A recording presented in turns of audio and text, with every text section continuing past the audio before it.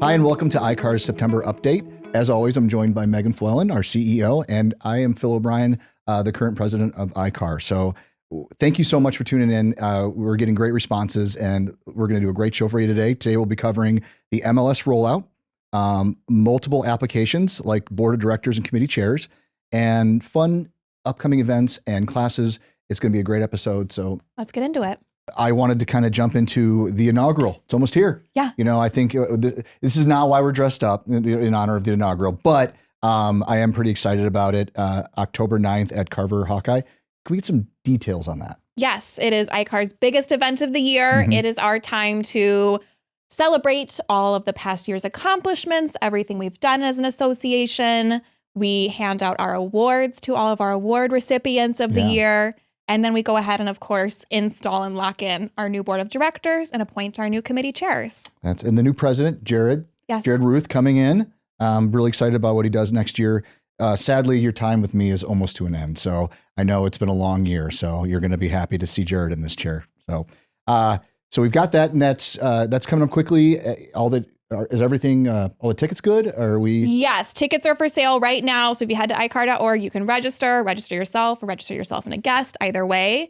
If you're a first year ICAAR member, if you've joined since October of last year, you get to attend for free. And this is the only year you're able to do that. Yeah. So would highly encourage any first time members to especially take advantage of that. Yeah, it's always a good night. It's always a fun time. So I'm looking forward to it. Yeah. Next, we have the board of directors. The voting is now open. Mm-hmm. So it opens for the 2026 board of directors positions. So what positions are we looking for this year? Yes. So we had our applications open. We had nominees. Our nomination committee met and appointed 3 individuals to the board. There are 2 different 2-year director positions that have been appointed, and then a vice president position as well. So what you guys will see as full members is those voting ballots come out into the email, mm-hmm. and those ballots will be open for 3 weeks leading up to the day before inaugural is when they close. That's great. And I was really impressed this year. I want to thank everyone that applied. We had a lot of applicants, more than I've seen so in the past. So really want to thank the membership for putting their hat in the ring. And if it didn't happen this year, please don't let that deter you. Keep going. There's always going to be a seat for you eventually. So thank you so much for all the participation. Next up, award nominations are open as well. Mm-hmm. So what do we have to tell the association? Yes, award nominations are open right now. They will close pretty soon here on September 19th. So if you have not already filled out that ballot, please do so. It's in your email inbox. But we're kind of member appointed mm-hmm. award recipients. And so we have several awards we give out at inaugural, everything from your Gold Star Awards to Professional Newcomer of the Year, Lifetime Achievement, Distinguished Service, of course, Realtor of the Year, yes. and even more than that. So plenty of awards, though. And this is one of the funnest parts of the night because, most people, if everyone keeps their mouth. Everyone does it like they're supposed to. Like they're supposed to, then everyone's surprised. And it's always a great, it's a great highlight to see everyone kind of go, my gosh, and get up there. And the awards are always a fun time. So yeah, maybe you'll win this year. We'll see. Yeah, fill it out regardless. Yeah. And then the committee chair applications are open as well. Yes. So how many chair positions are there? We have several committees available that do need chairs. So mm-hmm. everything from bylaws and forms, education, YPN, legislative, our political affairs turning into legislative. So good move. Check it out. But especially like you were talking, individuals who maybe applied for the board of directors, or maybe they didn't apply, but were thinking of applying for the board of directors, or kind of looking for that next level of getting involved, stepping up into leadership into ICAAR. Yeah. Applying for a committee chair position is a great way to do so. Yeah, it really makes a difference, and it makes a bigger impact than you think. So please, if there's something you're passionate about, throw your hat in the ring for that. And this year too, we're really focusing on getting the vice chair positions in place. I think that's been mm-hmm. a really big initiative. By Jared, by myself, by Tyler, just to make sure that we have a smooth transition from one year to the next. So if you're applying, kind of keep that in the back of your head too. Who would you like to be sitting next to you, helping you run the committee? So that'll be great. Please apply and make a difference. So this is a big one. We have the MLS rules and regulations rollout. How has that been going? Yeah, we have spent the last month really honed in on that MLS rules and regs rollout. So They are out. They are live. The new set of rules went into effect on Tuesday, September 2nd. We hosted, 5 or 6 trainings so far. All of them sold out. We've got a couple more on the calendar for the next week or so. But I think at this point, just about every member has come through and listened in onto a training session, which is awesome. So thank you to everybody that attended those. Yeah. But if you have any questions since then, I feel like we've been really honing in on these rules and regs. But if you still have questions, of course, reach out. ICAAR staff is happy to go to any brokerages for sales meetings. We do that pretty regularly. Happy to discuss rules or anything else you need. And yeah, the feedback's been great. I've had a lot of people stop me and tell me that they learned a lot. And, if you saw the new banner, it says click here because you've agreed. Make sure you've taken that class so that you actually do agree and know what the rules are. But yeah, so thank you so much for really putting the work in. Thanks to the MLS committee for a couple of years of work to get this to come to light. So thank you. And then something else to highlight, September is Realtor Safety Month. This is something that I hold near and dear. It's one of those where I don't think people realize, especially in the general public, that it can be a little dicey. Our profession has some pitfalls, and one of them is just making sure that, we're meeting general people or the general public for the first time sometimes, and you just got to be safe about that. But this is a great month to highlight, just some tips and tricks to make sure that you're vigilant, that you're aware of what's going on, and just keeping you safe when you're doing your job. But what else do we have to add to that? Yeah, realtor safety, very important in all aspects. But I think when you think of realtor safety, you're probably thinking of like self-defense, personal safety, things like that. This month, we're really trying to highlight all the other areas it also impacts. And one that we're seeing a ton right now is like scams and fraud in real estate. Yeah, that is definitely on the rise. People are becoming pretty creative when it comes to just trying to pull something over. So we can definitely go into a couple of those and highlight that. Yeah. We've been seeing, especially with lots and lands, those scams nationally, but here in Iowa and here in our market as well, we have continued to see land scams. Yep.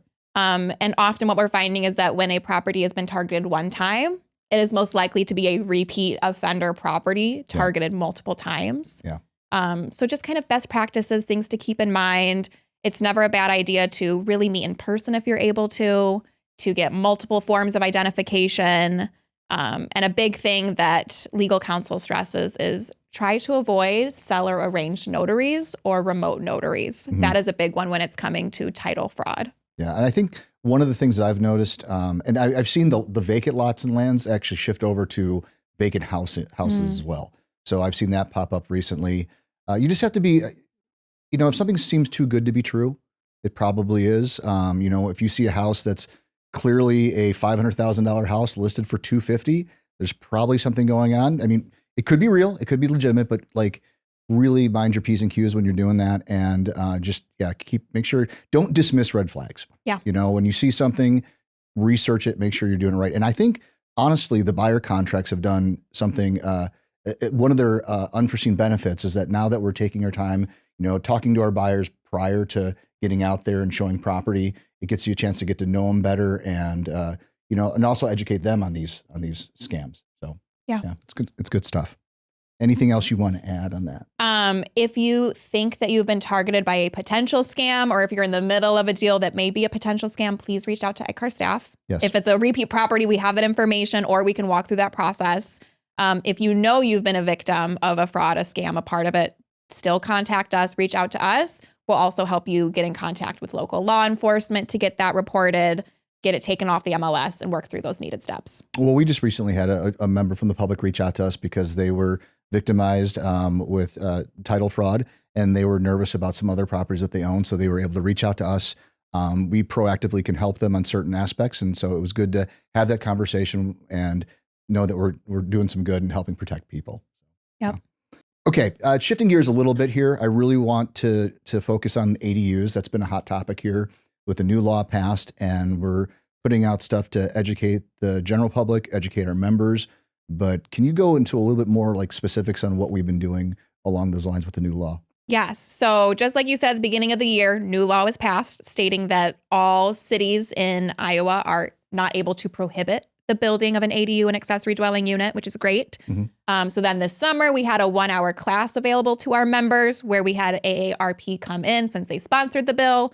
and they were able to give an overview on what is this new bill, what is an ADU, things like that. Now we're taking it a step further. We're partnering with the Greater Iowa City Area Home Builders Association, the Johnson County Affordable Housing Coalition, and the Johnson County Livable Communities for Successful Aging. All of these groups have an interest in ADUs and making sure members understand. So we're hosting a 4-hour training on September 30th from 8 to noon. And that is all about ADUs, a deep dive specifically for realtors and home builders on if you are selling a property that has one, or if you have a client who is interested in building one, what are your options? What is financing? Things of that nature. No, the financing is a great aspect because in the first class, we had several people ask about that. And this is a great law. I was really proud to see it get passed. The one thing, just be aware, check your local covenants and HOAs, because that is one stipulation to the law that people need to be aware of, is that can supersede the law. So be aware of it and make sure, and maybe if you're not happy with that, try to change it. Try to change your covenants. But you can sign up on ICAAR.org for that class, and I'm sure that's going to go pretty quick. So get there sooner than later. So up next, we have the Iowa Realtors Convention. This is a big one. It brings agents from across the state, all to Des Moines, to kind of collaborate, network. There's classes, but fill us in on all those details. Yes, this is their state convention. We will be there as ICAAR leadership. We would encourage any ICAAR members that want to attend. Just like you said, so many classes are available for CEs. This is when the state committees meet, and most of those committees are open. So even if you're not on the committee, just as a general realtor member, you're able to sit in and listen and just kind of get more of an understanding of how they're operating at the state level, what's going on, things on their radar. You can listen into the board of directors meeting.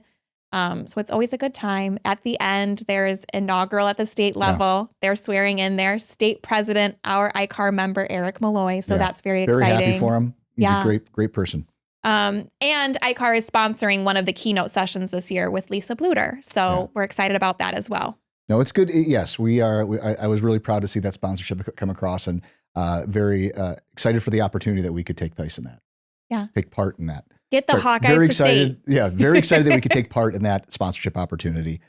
So right now, we wanted to, big announcement that ICAAR is now supporting the yes on the vote for the local option sales tax. It lost, if you haven't heard about it. But Megan and I had a chance to attend a presentation by several people from local cities and people in the affordable housing community aspect of it. But it was a great presentation to kind of talk about what loss is going to do for our communities, where the money is going to go to support it. But tell us more about some of those breakdowns. Yeah. So this November on the ballot in the 3 cities of Iowa City, Coralville, and North Liberty, each of those cities will have their own initiative to add lost local option sales tax.